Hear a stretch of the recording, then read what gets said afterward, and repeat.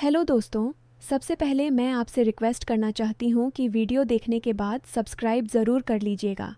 मैं इन वीडियोस को बनाने में बहुत मेहनत करती हूँ और इसी से मैं अपना खर्चा चलाती हूँ। जो भी सब्सक्राइब करेगा मैं दुआ करती हूँ कि उसकी ज़िंदगी बहुत अच्छी, अमीर और खुशहाल हो। प्लीज़ प्लीज़ सब्सक्राइब कर लीजिएगा। मेरा नाम राजेश है और मैं दिल्ली में रहता हूँ। हमारे घर में मेरे पापा, माँ, छोटी बहन प्रिया और मैं हूँ। पापा एक छोटी सी फैक्ट्री में सुपरवाइज़र हैं, जहां वो पिछले 30 साल से काम कर रहे हैं। माँ घर संभालती हैं और कभी कभी पड़ोस में सिलाई का काम करके थोड़े पैसे कमा लेती हैं। प्रिया अभी कॉलेज में पढ़ रही है, बीकॉम कर रही है। हमारा घर पुरानी दिल्ली की एक तंग गली में है, जहां हर सुबह बाजार की हलचल से दिन शुरू होता है। ज़िंदगी हमारी मिडिल क्लास वाली है, जहां हर महीने के अंत में पैसे की टेंशन रहती है, लेकिन परिवार का प्यार सब कुछ भुला देता है।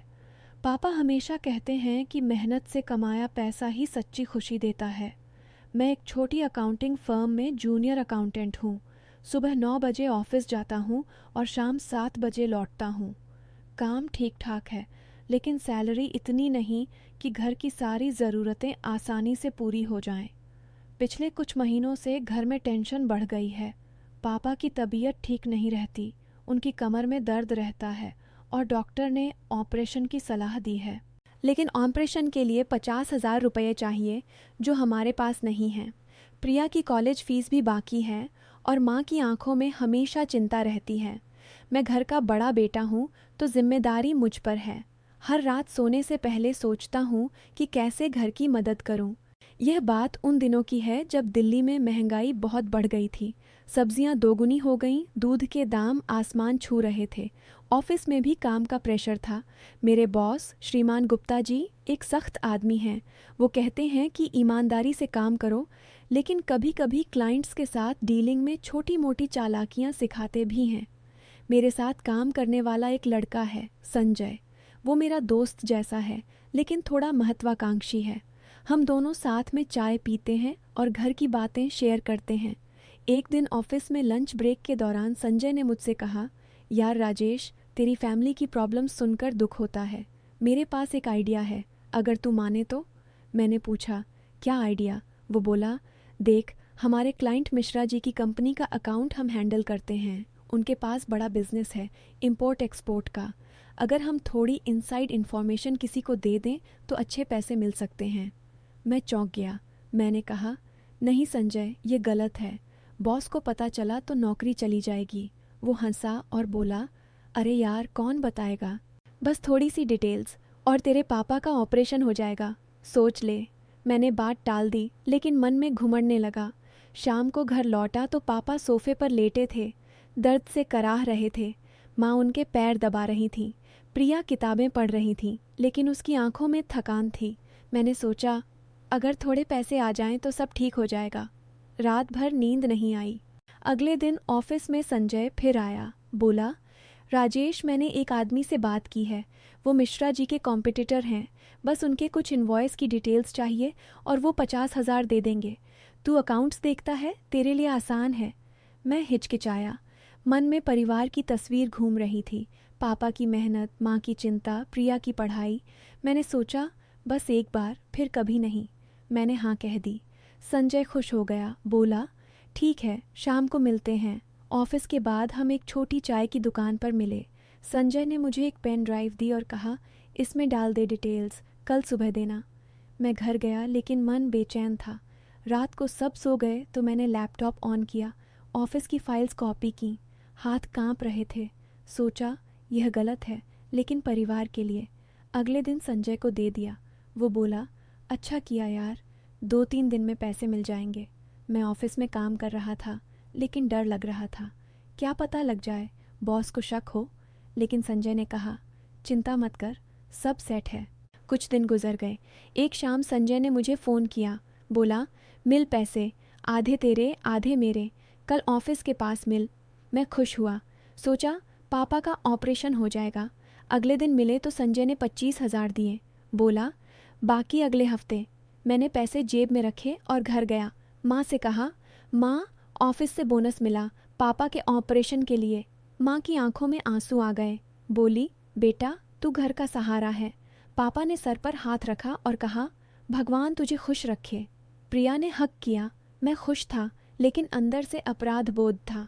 रात को सोचा क्या यह सही था, लेकिन परिवार की खुशी देखकर भूल गया। संजय से मिला तो बोला, एक और डील है, इस बार बड़ा अमाउंट। मैंने मना किया, लेकिन वो बोला, अरे यार, प्रिया की फीस, घर का किराया, सोच ले। मैं फिर मान गया।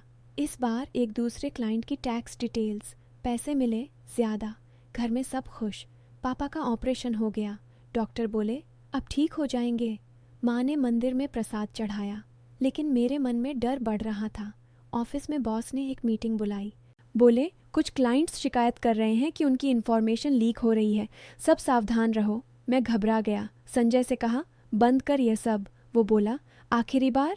इस बार डील बड़ी थी। संजय ने कहा, 1 लाख मिलेंगे। मैंने किया, लेकिन इस बार गड़बड़ हो गई। क्लाइंट को पता चल गया। ऑफिस में हंगामा मच गया।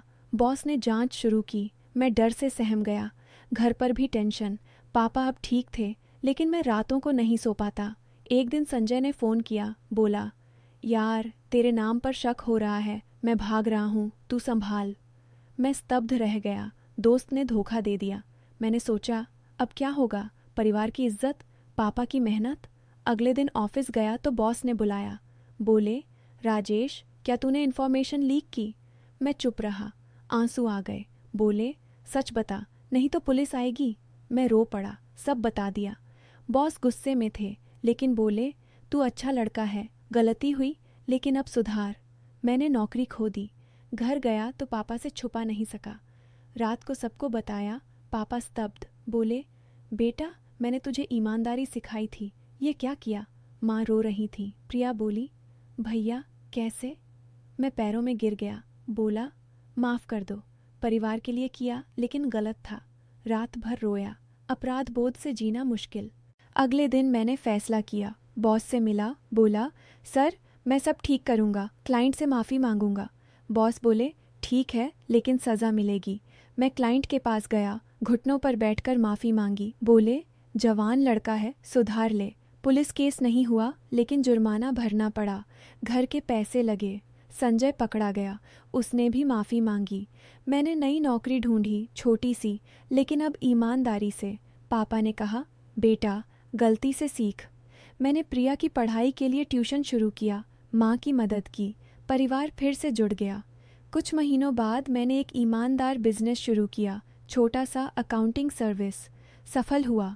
प्रिया ग्रेजुएट हुई। पापा रिटायर होकर खुश। मैंने समझा लालच से कभी खुशी नहीं मिलती, ईमानदारी ही असली दौलत है। दिन गुजरते गए। मैं अब हर सुबह मंदिर जाता हूँ, प्रार्थना करता हूँ कि कभी गलत रास्ते पर न जाऊँ।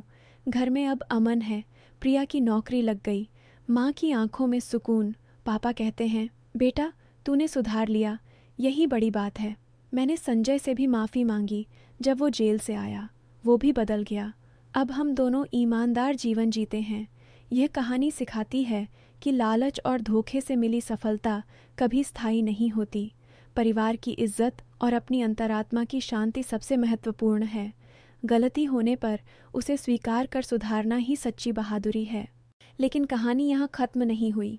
मैंने अपनी गलती से बहुत कुछ सीखा।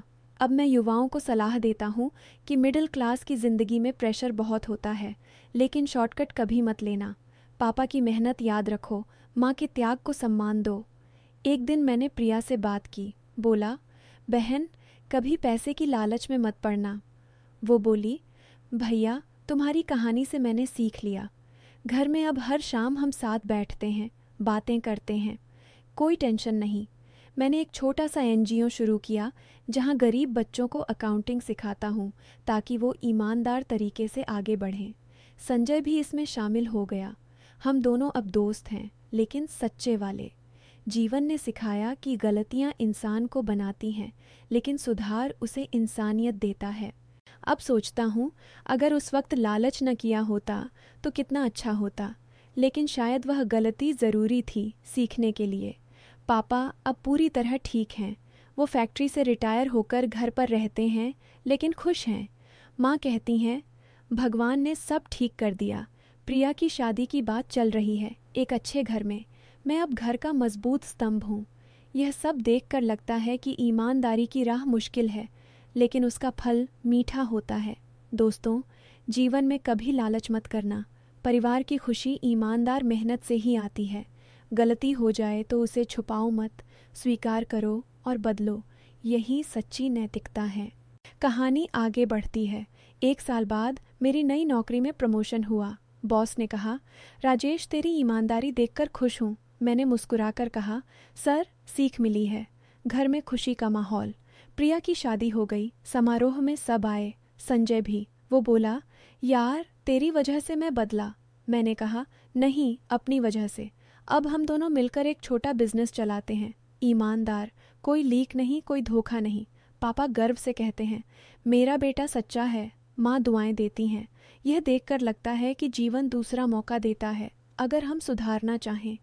नैतिक सबक यह है कि लालच परिवार को बर्बाद कर देता है, लेकिन पछतावा और सुधार उसे दोबारा जोड़ता है। हमेशा सही रास्ता चुनो, भले कितना कठिन हो। दिन ब दिन जीवन बेहतर होता गया। मैं अब कॉलोनी में युवाओं को मोटिवेट करता हूँ। कहता हूँ, शिक्षा और मेहनत से आगे बढ़ो, शॉर्टकट से नहीं। कई लड़के सुनते हैं। एक लड़का था, विक्रम। वो भी लालच में पड़ने वाला था। मैंने अपनी कहानी सुनाई। वो रुक गया। अब वो अच्छी नौकरी करता है। यह देखकर सुकून मिलता है। घर में अब कोई दबाव नहीं। प्रिया का घर बस गया। पापा माँ खुश। मैं अकेला नहीं, पूरा परिवार साथ है। ये कहानी खत्म होती है इस सबक के साथ, लालच की आग में मत जलो, ईमानदारी की रोशनी में चलो। गलती से डरो मत, सुधार से डरो मत। परिवार की इज्जत रखो, अपनी अंतरात्मा को साफ रखो। यही जीवन का असली मॉरल है।